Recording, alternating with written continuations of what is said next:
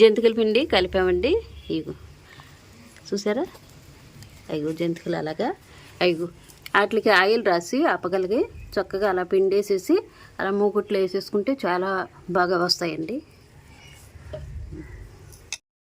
అయ్యండి చూసారా, అలా అప్పకల మీద నూనె రాసుకొని అప్పకలకి అలా జంతికలు అలా ఒత్తుకొని అయ్యో చూసారా ఆ విధంగా చక్కగా ఇచ్చేసి అయ్యండి అలా చక్కగా అయ్యో అలా వేశారు.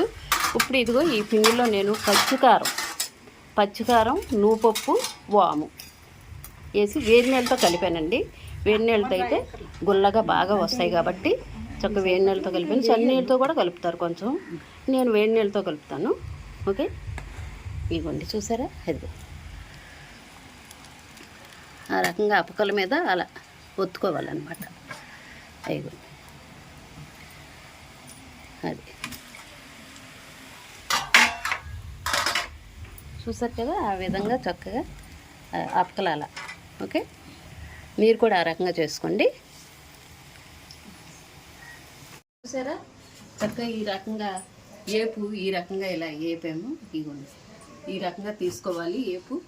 నువ్వు పప్పు గట్ట అన్నీ ఎంత చక్కగా కనపడుతున్నాయో చూసారా, ఈ విధంగా చక్కగా ఏపుకోవాలి. ఇగోండి చూసారుగా, ఇగో ఓకే, ఇగోండి చూసారు కదా, చక్కగా ఈ రకంగా చక్కగా చేసుకోవాలి.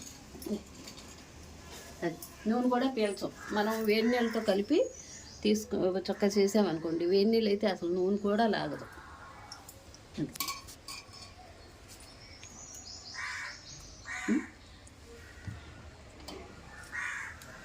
చూసారు కదండి, ఇది ఎంత గుల్లగా బాగున్నాయి, చక్కగా సూపర్గా ఉన్నాయండి. టేస్ట్ ఎంత బాగుందో మరి.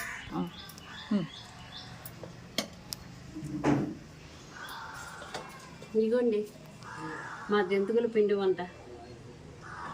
చక్కగా మీరు కూడా నేను చెప్పిన ప్రకారంగా చేసుకోండి చక్కగా. ఓకే, వేడి నీళ్ళతో కలిపాను. అంత కారం, వాము, ఉప్పు, చక్కగా నువ్వుపప్పు ఈ 4 కలిపేసి చక్కగా తగినంత ఇదిగా ఇది వేసుకుని వేడి నీళ్ళతో కలుపుకుంటే జంతికలు గుల్లగా చాలా బాగుంటాయి. చూసారు కదా, మంచి కలర్ఫుల్గా వస్తాయి. అది ఓకే, మీరు కూడా ఈ రకంగా చేసుకోండి.